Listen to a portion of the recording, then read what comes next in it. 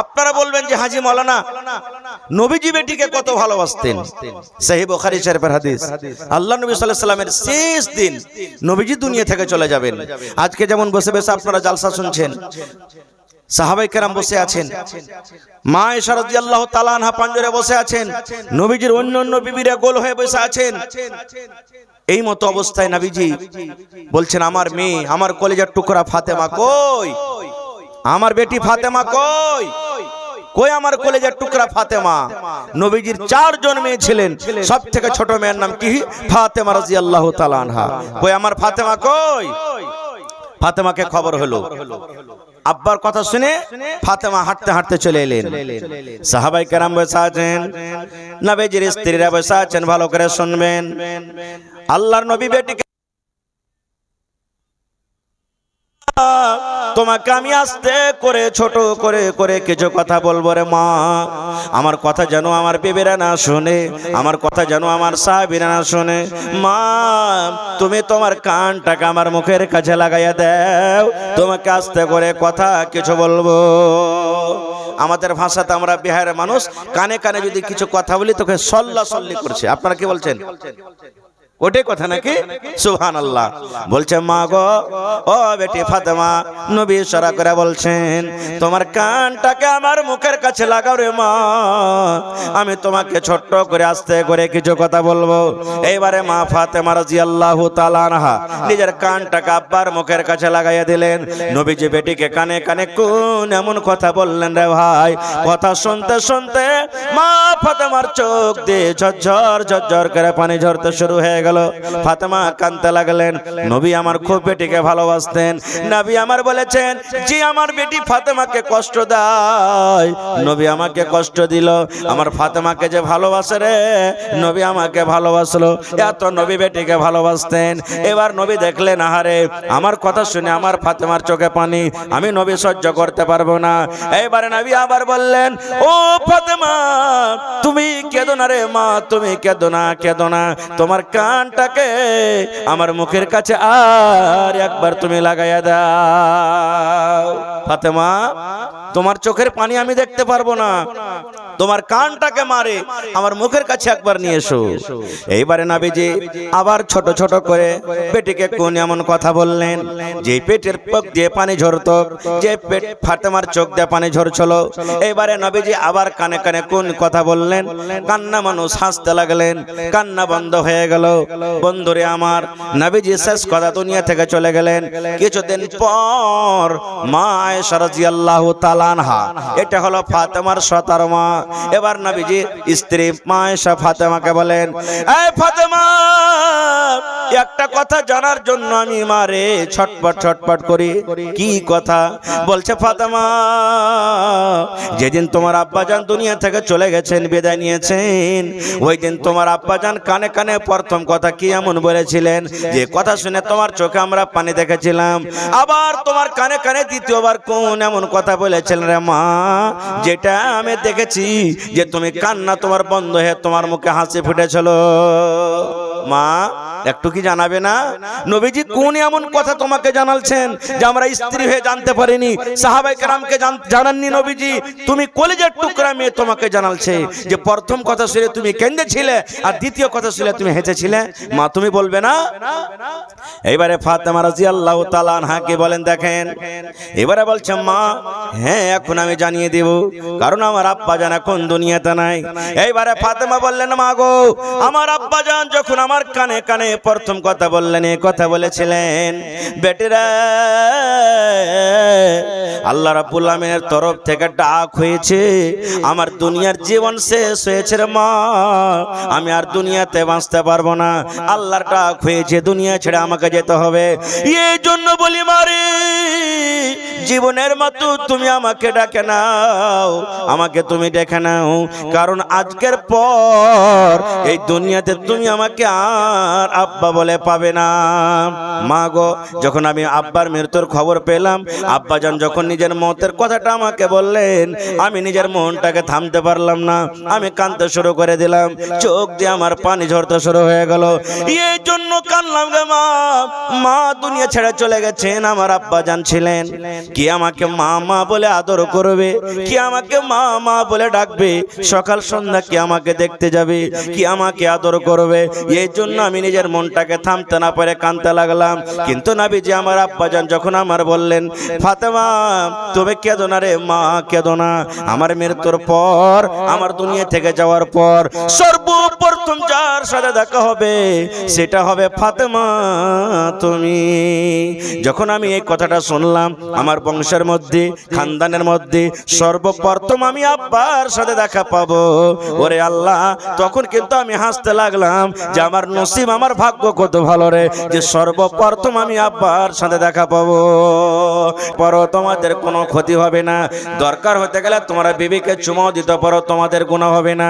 রান্না বান্না করা তোমার বিবির হাতে খাও, তোমার বিবি তোমার জন্য রান্না বান্না করবে, তোমাকে পানি নিয়ে এসে দিবে, তোমার গা হাত টেপে দিবে, তোমার কাপড় সাফ করবে, সব কাম করবে।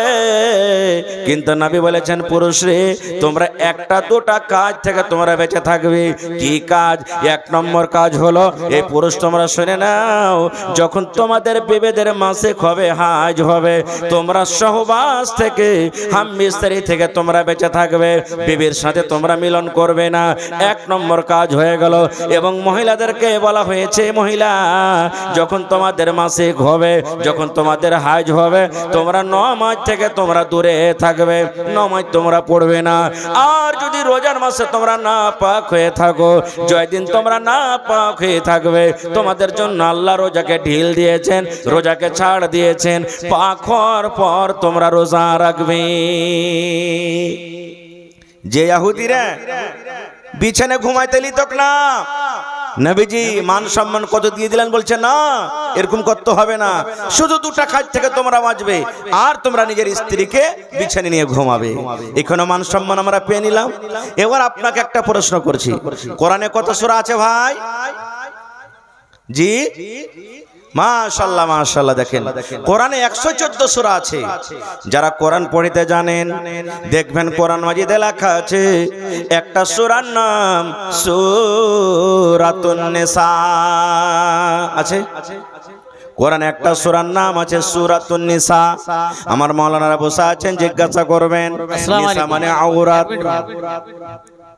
আমাদের বিল্ডিংয়ে খাবার দাবার সুব্যবস্থা আছে রীতিমতন ভাবে। যারা আমরা এর আগে খাচ্ছিলাম কুপনে 120 টাকা, আপনাদের জনস্বার্থের জন্য এখন 100 টাকা করা হয়েছে। যিনারা যে যেখানে আছেন খাবার ভান্ডারে গিয়ে 100 টাকায় কুপন কেটে খেতে পারেন।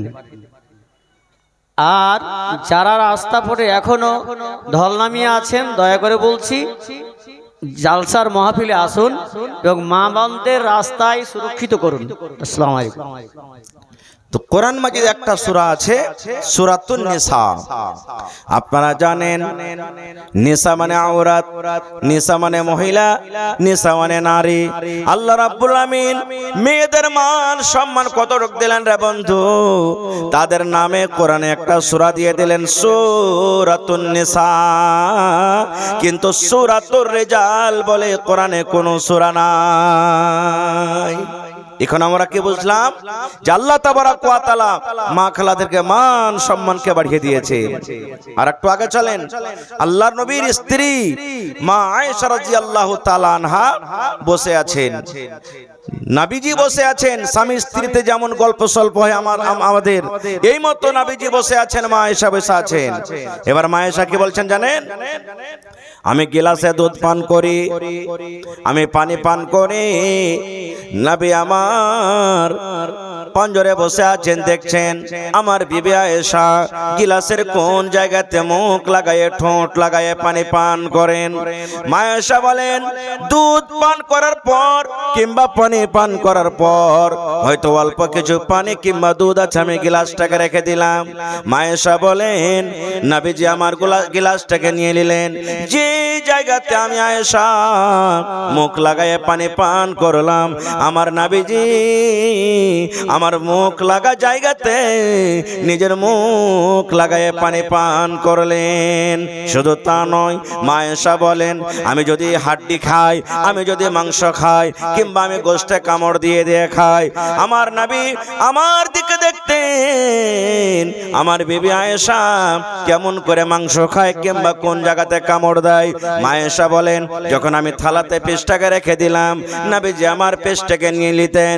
যে জায়গাতে আমি আয়েশা মুখ লাগায় কামড় দিতাম, আমার নবী আমার ওই মুখ লাগা জায়গাতে নিজের মুখ লাগায় কামড় দিতেন।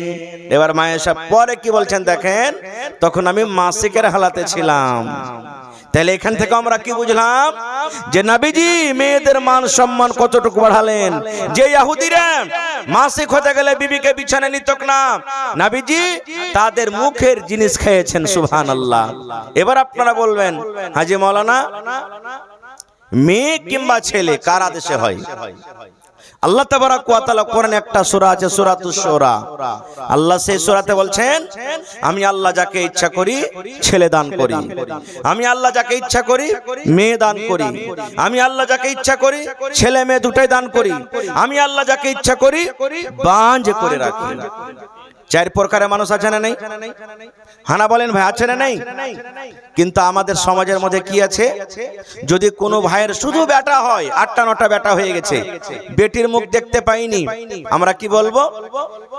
ই 8 কুইরা আছে বে, একে বিচার সালিসে বসতে নিস না, এখানে ঘুচা মারবো তাকে।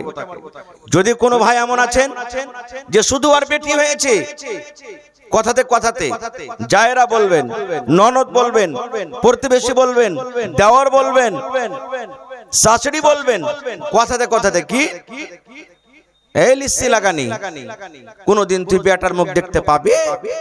জীবনে তুই বেটার মুখ দেখতে পাবি না, তোকে আল্লাহ বেটা দিবে না, তুই বেটি নিয়ে ধুয়ে দিয়া পানি খা।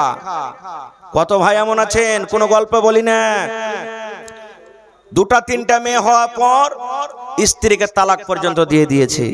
তোর মতন বিবিকে রাখবো না বাড়িতে, তুই যদি আমাকে বাড়িতে তোকে যদি রাখি তো গরিব করবি, তোর পেট থেকে শুধু মেয়ে হয়, আমি বেটার বাবা বলতে পারবো না, খো হট তোর মতন আমি স্ত্রীকে বাড়িতে রাখবো না। খো আল্লাহ বলছেন নিজে আমি যাকে ইচ্ছা করি বেটা দিই, আমি যাকে ইচ্ছা করি বেটি দিই, আমি যাকে ইচ্ছা করি বেটা বেটি দুটোই দিই, আমি যাকে ইচ্ছা করি বাঁঝ করে রাখি।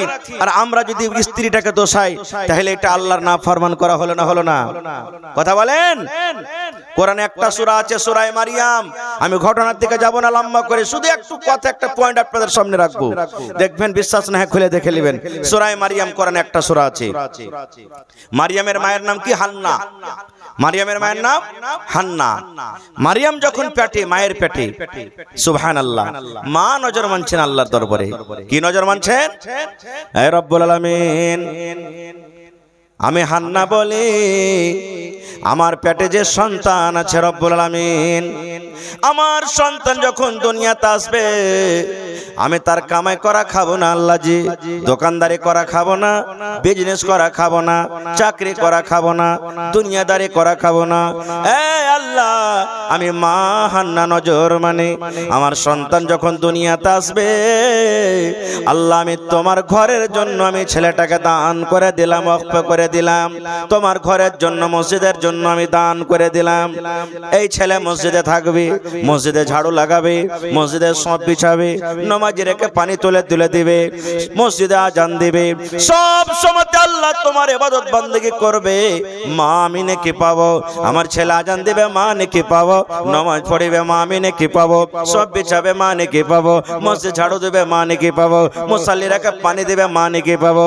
এই জন্য আল্লাহ আমি মা হান্না নজর মানে আমার ছেলে যখন দুনিয়াতে জন্ম নিবে আল্লাহ আমি আমার ছেলেটাকে তোমার ঘরে আমি দান করে দিলাম। কে নজর মানছেন? মারিয়ামের মা হান্না নজর মানলেন। ছেলের নজর মানলেন মনে মনে, আল্লাহ একটা তুমি ছেলে দিও। মাস গেল দিন গেল করে করে ওরে আল্লাহ যখন দুনিয়াতে সন্তান হওয়ার সময় হলো, আল্লাহর কোরআন বলেন ওই হান্নার পেট থেকে রে বন্ধু আল্লাহর পরীক্ষা দেখেন, লীলা খেলা দেখেন, ছেলে না হয়ে একজন মেয়ে জন্ম নিলেন। বেটা না হয়ে কি হলো? বেটি হলো। বেটা না হয়ে বেটি হলো। বারবার এলান করলে ডিস্টার্ব হয়েছে আমার, আপনারা ধরেন দু চারটা লোকেদের গাড়িটাকে দিকে করে দেন। যার গাড়ি আছে ভাই স্টেজে একটু মেহরবানি করে সাইড করে নেন, মা খেলারকে জায়গা হয় না, পেন্ডাল বড় করছে। তো বেটা না হয়ে বেটি হয়ে গেল। হান্নার মন খারাপ, আল্লাহকে বলছেন আফসোস করে, কি হে আল্লাহ আমি নজর মেনেছিলাম যেন আমার বেটা হয়, কিন্তু আল্লাহ বেটা না হয়ে বেটি হলো। আল্লাহ জি বেটিকে আমি মসজিদে কেমন করে রাখবো? আমার বেটি তা আজান দিতে পারবে না। বেটি আমার যখন বড় হবে বেটা ছেলের সাথে নামাজ পড়তে পারবে না, মসজিদে একা কেমন করে থাকবে? আল্লাহ আমি যে উদ্দেশ্য আমি নজর মেনেছিলাম আমার পূর্ণ হলো না। আল্লাহ রাব্বুল আলামিন বলেন এ মারিয়ামের মা হান্না তুমি চিন্তা করো না রে, তুমি চিন্তা করো না, আমি আল্লাহ রাব্বুল আমিন তোমাকে বেটা না দিয়ে বেটি দিয়েছি। এই বেটিটা তোমার কেমন? এক কলেজা টুকরা মেয়ে তোমার কেমন তুমি জানো? সোহেলমারি এলাকাতে, সোহেলমারি গ্রামে যত বেটি ছেলে আছে তাদের মতো নয় রে। ফিলিস্তিনের মাটিতে যত বেটি ছেলে আছে তাদের মতো নয়। আমি আল্লাহ যেটা তোমাকে বেটি দিয়েছি এই বেটির রং রূপ ব্যবহার হলো আলাদা। আল্লাহ নিজে বললেন এই হান্না তোমার এই বেটির নাম তুমি রাখো মারিয়াম। মারিয়াম রাখো। পরে কি হলো আমি ঘটনার দিকে আর যাব না, আমার বলার উদ্দেশ্য হলো মা নজর মেলেছিলেন হান্না যে আল্লাহ তুমি বেটা দিও, কিন্তু হলো কি? জোরে বলেন বেটি। তাহলে মানুষের দোষ আছে এখানে? আল্লাহর ইচ্ছে। আর একটু আগে চলেন, আপনারা বলবেন যে হাজী মাওলানা নবীজি বেটিকে কত ভালোবাসতেন। সহিহ বুখারী শরীফের হাদিস, আল্লাহ নবী সাল্লাল্লাহু আলাইহি সাল্লামের শেষ দিন নবীজি দুনিয়া থেকে চলে যাবেন। আজকে যেমন বসে বসে আপনারা জালসা শুনছেন, সাহাবায়ে কেরাম বসে আছেন, মা আয়েশা রাদিয়াল্লাহু তাআলা আনহা পাঞ্জরে বসে আছেন, নবীজির অন্য অন্য বিবিরা গোল হয়ে বসে আছেন। এই মতো অবস্থায় নবীজি বলছেন আমার মেয়ে, আমার কলিজার টুকরা ফাতেমা কই? আমার বেটি ফাতেমা কই? কই আমার কলিজার টুকরা ফাতেমা? নবীজির 4 জন মেয়ে ছিলেন, সবথেকে ছোট মেয়ের নাম কি? ফাতেমা রাদিয়াল্লাহু তাআলা আনহা। কই আমার ফাতেমা কই? ফাতেমাকে খবর হলো, আব্বার কথা শুনে ফাতেমা হাঁটতে হাঁটতে চলে এলেন। সাহাবায়ে কেরাম বসে আছেন, নবীজির স্ত্রীরা বসে আছেন, ভালো করে শুনবেন। আল্লাহর নবী বেটিকে তোমাকে আমি আস্তে করে ছোট করে করে কিছু কথা বলবো রে মা। আমার কথা যেন আমার বিবিরা না শুনে, আমার কথা যেন আমার সাহাবীরা না শুনে। মা তুমি তোমার কানটাকে আমার মুখের কাছে লাগাইয়া দাও, তোমাকে আস্তে করে কথা কিছু বলবো। আমাদের ভাষাতে আমরা বিহারের মানুষ, কানে কানে যদি কিছু কথা বলি তোকে সল্লা সল্লি করছে। আপনারা কি বলছেন? ওটাই কথা নাকি? সুবহানাল্লাহ। বলছে মা গো ও বেটি ফাতেমা, নবী ইশারা করে বলছেন তোমার কানটাকে আমার মুখের কাছে লাগাও রে মা, আমি তোমাকে ছোট্ট করে আস্তে করে কিছু কথা বলবো। এইবারে মা ফাতেমা রাদিয়াল্লাহু তাআলা আনহা নিজের কানটাকে আব্বার মুখের কাছে লাগাইয়া দিলেন। নবীজি বেটিকে কানে কানে কোন এমন কথা বললেন রে ভাই, কথা শুনতে শুনতে মা ফাতেমার চোখ দিয়ে ঝরঝর ঝরঝর করে পানি ঝরতে শুরু হয়ে গেল। ফাতেমা কাঁদতে লাগলেন। নবী আমার খুব বেটিকে ভালোবাসতেন। নবী আমার বলেছেন যে আমার বেটি ফাতেমাকে কষ্ট দেয়, নবী আমাকে কষ্ট দিল। আমার ফাতেমাকে যে ভালোবাসে রে, নবী আমাকে ভালোবাসলো। এত নবী বেটিকে ভালোবাসতেন। এবার নবী দেখলেন আহারে আমার কথা শুনে আমার ফাতেমার চোখে পানি, আমি নবী সহ্য করতে পারবো না। এইবারে নবী আবার বললেন ও ফাতেমা তুমি কেঁদো না রে মা, তুমি কেঁদো না, কেঁদো না, তোমার কানটাকে আমার মুখের কাছে আর একবার তুমি লাগাইয়া দাও। ফাতেমা তোমার চোখের পানি আমি দেখতে পারবো না, তোমার কানটাকে মারে আমার মুখের কাছে একবার নিয়ে এসো। এইবারে নবীজি আবার ছোট ছোট করে পেটিকে কোন এমন কথা বললেন যে পেটের পক দিয়ে পানি ঝরতো, যে পেট ফাতেমার চোখ দিয়ে পানি ঝরছিল। এইবারে নবীজি আবার কানে কানে কোন কথা বললেন, কান্না মানুষ হাসতে লাগলেন, কান্না বন্ধ হয়ে গেল। বন্ধুরে আমার, নবীজি শেষ কথা দুনিয়া থেকে চলে গেলেন। কিছুদিন পর মা আয়েশা রাদিয়াল্লাহু তাআলা আনহা, এটা হলো ফাতেমার সতার মা। এবার নবীজি স্ত্রী মা আয়েশা ফাতেমাকে বলেন, এই ফাতেমা, একটা কথা জানার জন্য আমি মারে ছটপট ছটপট করি। কি কথা? বলছে ফাতেমা, যেদিন তোমার আব্বাজান দুনিয়া থেকে চলে গেছেন, বিদায় নিয়েছেন, ওই দিন তোমার আব্বাজান কানে কানে প্রথম কথা কি এমন বলেছিলেন, যে কথা শুনে তোমার চোখে আমরা পানি দেখেছিলাম।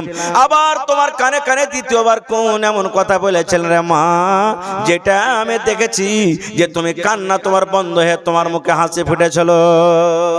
মা, একটু কি জানাবে না নবীজি কোন এমন কথা তোমাকে জানালছেন যে আমরা স্ত্রী হয়ে জানতে পারিনি, সাহাবায়ে কেরামকে জানাননি নবীজি? তুমি কলিজার টুকরা মেয়ে, তোমাকে জানালছে যে প্রথম কথা শুনে তুমি কেঁদেছিলে আর দ্বিতীয় কথা শুনে তুমি হেসেছিলে। মা, তুমি বলবে না? এইবারে ফাতেমা রাদিয়াল্লাহু তাআলা আনহাকে বলেন, দেখেন, এবারে বলছে মা, হ্যাঁ এখন আমি জানিয়ে দেব, কারণ আমার আব্বাজান এখন দুনিয়াতে নাই। এইবারে ফাতেমা বললেন, মা গো, আমার আব্বাজান যখন আমার কানে কানে প্রথম কথা বললেন, এই কথা বলেছিলেন, বেটিরা, আল্লাহ রাব্বুল আমিনের তরফ থেকে ডাক হয়েছে, আমার দুনিয়ার জীবন শেষ হয়েছে রে মা, আমি আর দুনিয়াতে বাঁচতে পারবো না, আল্লাহর ডাক হয়েছে, দুনিয়া ছেড়ে আমাকে যেতে হবে। এই জন্য বলি মারে, জীবনের মতো তুমি আমাকে ডাকে নাও, আমাকে তুমি ডেকে নাও, কারণ আজকের পর এই দুনিয়াতে তুমি আমাকে আর আব্বা বলে পাবে না। মা গো, যখন আমি আব্বার মৃত্যুর খবর পেলাম, আব্বাজান যখন নিজের মতের কথাটা আমাকে বললেন, আমি নিজের মনটাকে থামতে পারলাম না, আমি কাঁদতে শুরু করে দিলাম, চোখ দিয়ে আমার পানি ঝরতে শুরু হয়ে গেল। এই জন্য কাঁদলাম গে মা, মা দুনিয়া ছেড়ে চলে গেছেন, আমার আব্বাজান ছিলেন, কি আমাকে মা মা বলে আদর করবে, কি আমাকে মা মা বলে ডাকবে, সকাল সন্ধ্যা কি আমাকে দেখতে যাবে, কি আমাকে আদর করবে। এই জন্য আমি নিজের মনটাকে থামতে না পারে কাঁদতে লাগলাম। কিন্তু নবীজি আমার আব্বাজান যখন আমার বললেন, ফাতেমা তুমি কেঁদো না রে মা, কেঁদো না, আমার মৃত্যুর পর, আমার দুনিয়া থেকে যাওয়ার পর সর্বপ্রথম যার সাথে দেখা হবে সেটা হবে ফাতেমা তুমি।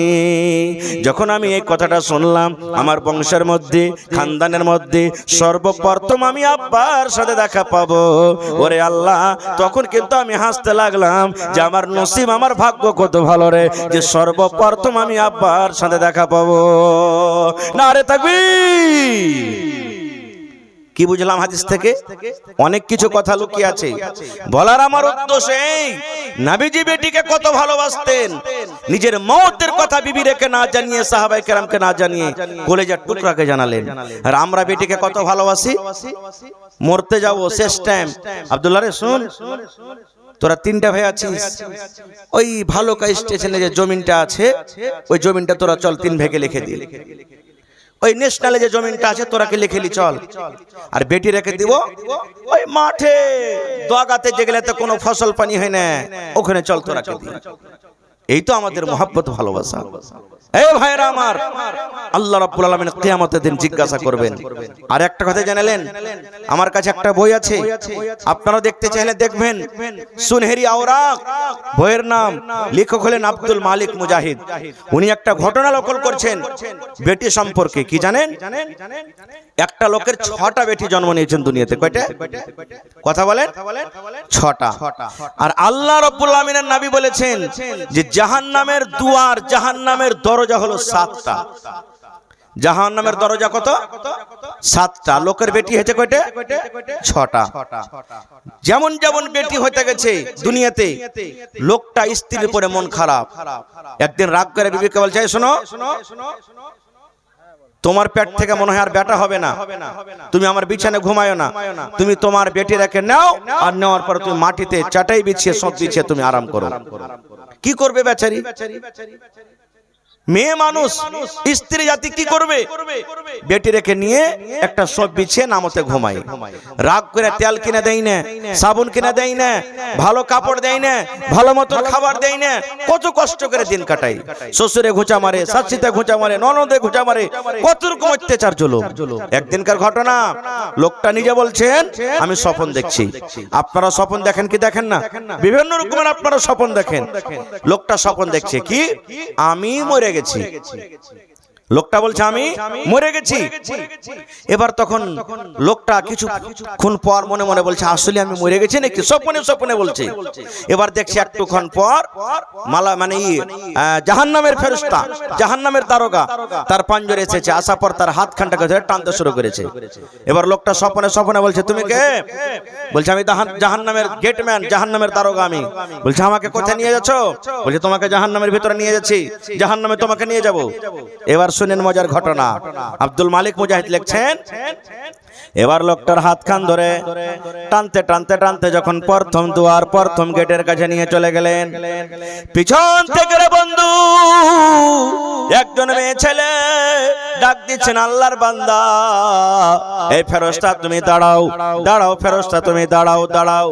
এবার এই দৌড়াতে দৌড়াতে দৌড়াতে জাহান্নামের প্রথম গেটে এরকম ভাবে ফেরেশতার আগা এরকম ভাবে হাত বাড়িয়ে ঘিরে নিয়েছেন, আর ঘেরার পর বলছেন এই ফেরেশতা আমি আমার আব্বা জানকে এই প্রথম গেট দিয়ে জাহান্নামের ভিতরে আমি যেতে দেব না। বলছে কেমন কথা? বলছে জাহান্নামের ফেরেশতা শোনো, আমরা হলাম 6টা বোন, আর 6টা বোনের মধ্যে আমি 1 নম্বর প্রথম বড় মেয়ে। এই ফেরেশতা আমার আব্বা জান আমার চোখের সামনে দিয়ে জাহান্নামের আগুনে জ্বলবে পড়বে, আমি সহ্য করতে পারবো না। এই জন্য ফেরেশতা আমি আব্বার বড় মেয়ে, আমি প্রথম গেট দিয়ে আমার আব্বা জানকে আমি জাহান্নামের ভিতরে যেতে দেব না। এবার ফেরেশতা ধরে 2 নম্বর গেটের দিকে রওনা হয়ে গেছে। 2 নম্বর গেটে যেমন ঢুকতে যাবেন, 2 নম্বর বেটি মানে মেজো বেটি এসে হাজির হয়ে গেল, ওখান দিয়ে অর্ধেক ঢুকতে পারলেন না। 3 নম্বর গেট দিয়ে 3 নম্বর বেটি, 4 নম্বর গেট দিয়ে 4 নম্বর গেটি, 5 নম্বর গেট দিয়ে 5 নম্বর বেটি দাঁড় হয়ে গেলেন। 6 নম্বর গেট দিয়ে 6 নম্বর বেটি দাঁড় হয়ে বলছেন ফেরেশতা রে আমি আব্বার 6 নম্বর মেয়ে, আমি আমার আব্বা জানকে এই 6 নম্বর গেট দিয়ে জাহান্নামের ভিতরে ঢুকতে দেব না। কয়টা গেট বাঁচলো আর? কথা বলেন। আর মেয়ে আছে আর? এবার লোকটার চোখ দিয়ে ঝরঝর ঝরঝর করে পানি ঝরতে শুরু হয়েছে। লোকটা এবার কাঁদতে শুরু করেছে।